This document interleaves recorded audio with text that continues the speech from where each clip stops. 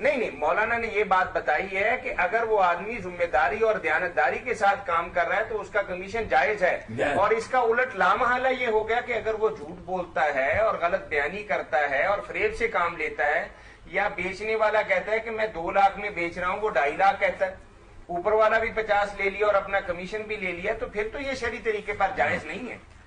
Commission agency تو میرے بھائی کوئی ناجائز نہیں، بشرطے کہ اس میں اور کوئی غلط چیز نہ ملا دے، جھوٹ فریب دھوکہ وغیرہ ایسا نہ کرے، تو پھر تو یہ ٹھیک ہے کاروبار۔ گاہک اور خریدار کو بتانا، ملانا، ان کی بات چیت کرانا اچھا ہے۔ یہ بہت اس دور میں ایک نا اچھا ادارہ ہے جس سے لوگوں کو فائدہ پہنچتا۔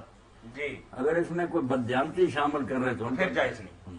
جی کچھ اور پوچھیں گے آپ؟ جی یہ ہمارے صوبے زندگی اندر جو ہے نا یہ بہت بیماری ہے، ٹھیک ہے نا، یہ پوری دنیا کے اندر ہے۔ ہاں یہ ہمارے ہاں بھی ایسا ہے کہ مکانات والے، جائیداد والے، گاڑیوں والے، کچھ اس طرح کے کاروبار والے نا غلط بیانی سے کام لیتے ہیں۔ مولانا یہ فرما رہے ہیں کہ اگر وہ غلط بیانی نہ کریں تو ان کا رزق 100% حلال ہے۔ اگر وہ ذرہ برابر بھی جھوٹ بولتے ہیں تو سارے کام کا انہوں نے خود سے ستیاناش کر لیا۔ وہ ان کی اپنی بدماشی قصور ان کا۔ مفتی صاحب اور ایک سوال ہے ہمارا، ہاں ہاں جو ایک آدمی سود کھاتا ہے، ٹھیک ہے، ہاں ہاں ہم ادھر تبلیغ کی وجہ سے جاتے ہیں ادھر دین کے لحاظ کو سنانے کے لیے، یا اس کا مہمان بن جاتے ہیں، ہاں ہاں تو اس کا کھانا جو ہے سمجھ گئے چاہیے یا نہیں چاہیے؟ مشکوک ہے، بندہ کام غلط کرتا ہے، سود وغیرہ کا کاروبار کرتا ہے اور صراحتاً پتہ بھی ہے، تو بھائی کہتے ہیں کہ ہم ان کے گھر جاتے، کھاتے پیتے اٹھتے بیٹھتے ہیں، تو ہمارا جانا آنا کھانا پینا کس نوعیت کا ہے؟ میرے بھائی اگر آپ پرہیز کرتے ہیں، ایسے لوگوں سے میل جول نہیں رکھتے اور ان کے کھانے نہیں کھاتے، تو یہ بہت آپ کی اچھائی ہے، مگر یہ مسئلہ کوئی نہیں، کیونکہ جو خیبر کے یہودی تھے ان سے زیادہ حرام تو یہ نہیں کھاتے، ان کا سودی کاروبار بھی تھا، ویسے بھی حرام مردار وہ کھاتے تھے۔ تو اللہ کے رسول علیہ السلام نے ان کی دعوت قبول کی فتح خیبر کے بعد، اگرچہ انہوں نے بدماشی سے زہر ملا دیا اس میں، مگر آپ نے تو دعوت قبول کی، کھائی۔ تو اس سے پتہ چلتا کہ ہمیں نہیں دیکھنے کی ضرورت کہ آمدنی اس کی کیا ہے، آمدنی میں کچھ نہیں، یہ متعدی نہیں پیسوں میں ہوتا ہے کہ آگے چمٹ جاتا، ورنہ تو کاروبار ہی حرام ہو جائے۔ دکان پر سودا لینے کے لیے جائے، پہلے پتہ کرے کہ یہ پیسے آئے کہاں سے، کس مصیبت میں پڑیں گے۔ جس نے وہ کمائے حرام اس کے لیے حرام ہے، باقی جس کو وہ دیتا نا، کسی کو تحفہ یا ویسے دعوت کرتا یا کسی چیز خریدتا ان پیسے، اس کا کیوں خریدنا یا کھانا پینا حرام ہو جائے گا؟ پیسوں میں نہیں حرام سرات کر جاتا، جس نے کمایا ہے اس کے لیے حرام، وہ گناہ گار۔ ہمارا باپ پورے سمجھ میں نہیں آیا تو یہ کہا کہ ہم اس کے پاس جاتے ہیں، وہ تو ہم کو پتا ہے وہ سود خور ہے۔ آپ جائیں اس کے پاس، کھائیں پیئیں موج کریں۔ مولانا یہ بات فرما رہے ہیں کہ یہود خیبر نے نبی کریم صلی اللہ علیہ وسلم کی بحیثیت یہودی ہونے کی دعوت کی تھی نا، آپ کے علم میں ہوگا۔ جی جی اب کون سا آپ کو تو پتا ہے کہ یہودی کیا کرتے ہیں، سود کا کاروبار بھی ان کا کھانا اور پینا اور ان کے کاروبار جو ہیں وہ بظاہراً کیا سب پتا ہے کہ پوری دنیا کے اندر آج جو خرابی ہو رہی ہے اس کے بھی سبب جو ہیں وہ یہودی ہیں۔ خراب۔ تو اس زمانے کے اندر بھی یہود خیبر سود کھایا کرتے تھے، رنڈی بازی کا کام کرتے تھے، اور طرح کے مطلب مردار بیچا کرتے تھے۔ اب ذکر تو آتا مولانا کہہ رہے تھے کہ اگر وہ حرام ہوتا تو آقا صلی اللہ علیہ وسلم کبھی وہاں نہ جاتے۔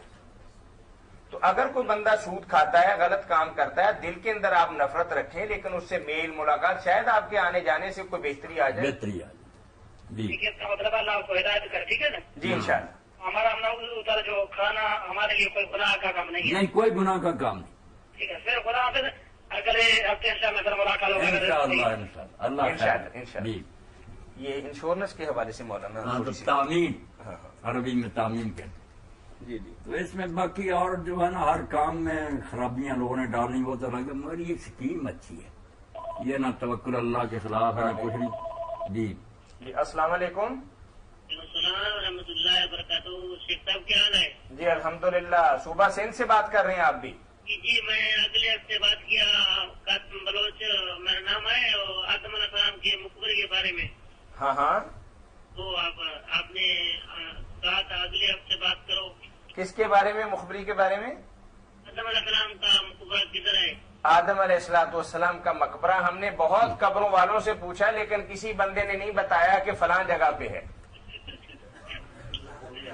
نہیں پتا چل سکا ابھی۔ کچھ اور شاید گورکنوں سے رابطہ کرنا پڑے گا تو ان کے شاید علم میں ہو، کیونکہ ایک پوری برادری ہوتی ہے نا، چین ہوتی ہے۔ یہ ویسے گپے ہانکنے والوں نے میرے بھائی لکھا کہ مکہ میں جو مسجد حرام کے پاس ہے نا جبل ابو قبیس، اس میں حضرت آدم علیہ السلام دفن ہے. کوئی کہتے ہیں حوا جو ہیں وہ جدہ میں دفن ہے، کہتے جدہ کہتے اسی لیے ہیں کہ وہاں ہماری دادی دفن ہے. اب مولانا مرزا خان بریلوی کہتے ہیں کہ وہاں جائے تو بالکل اس قبر پر نہ جائے، نہ وہاں حوا دفن ہے، بالکل جھوٹ بولتے ہیں. نہ اس شہر کا نام جدہ ہے. اب اصل نام جو بولیں تو لوگ کہیں گے یار یہ بیوقوف ہے مولوی. نام تو جدہ تھا پیش تھی دین پر، مگر وہ جدہ مشہور ہو گیا اور جدہ دادی بن گئی اور وہ ہوا بن گئی. جدہ البحر اصل نام تھا، جدہ البحر سمندر کا کنارہ. کیونکہ حضرت عثمان رضی نے یہ شہر آباد کیا تھا، بندرگاہ بنائی، اس لیے اس کا نام رکھا جدہ البحر، سمندر کا کنارہ، جس کی جمع جدت. اب وہ جدہ کی بجائے جدہ، جدہ پھر دادی اور دادی اور ہوا، کدھر کی کدھر بات چلی. تو آدم علیہ السلام کا بھی ایسے کہتے ہیں. وہاں میدان عرفات میں پہاڑ کے اوپر بنا رکھا ہے کہ وہاں منار، اور وہاں بھی تھڑا ہے کہ حضرت حوا اور آدم یہاں اکٹھے ہوئے تھے. کئی لوگ وہاں نفر پڑتے ہیں، اچھے بڑے آدمی. بھائی کون سی حدیث سے ثابت ہے کہ یہ کعبہ آدم علیہ السلام کے زمانہ میں تھا؟ کب حج کے لیے آئے تھے، کب اکٹھے ہوئے تھے؟ جمع بھی کہتے ہیں مزدلفہ کو اسی لیے کہتے ہیں، وہاں دونوں اکٹھے. ساری اپنی طرف سے گھڑی ہوئی باتیں. حوا اور آدم کوئی مکہ نہیں گئے، نہ انہوں نے کوئی حج کیا، نہ ہی اس زمانے میں تھا. جو امام ابن کثیر رحمۃ اللہ علیہ فرماتے ہیں جو اللہ سے اور نبی معصوم سے ہمیں ملا ہے وہ یہی ہے کہ یہ ابراہیم علیہ السلام اور اسماعیل علیہ السلام نے اللہ کے حکم سے بنایا.